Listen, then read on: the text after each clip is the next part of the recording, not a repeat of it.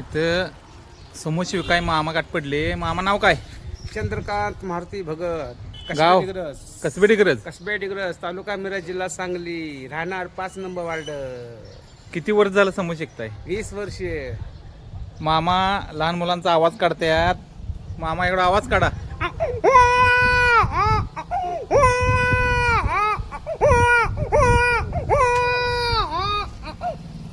आपल्या कलेतून समोसे विकायचे ते काम करतात. अगदी प्रामाणिकपणे ते समोसे विकतात.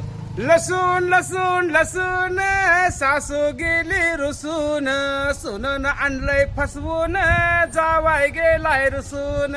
कशाला आणलं फसवून, घ्या की मग बसून, समोसा खावा हसून, घरात न बसा रुसून.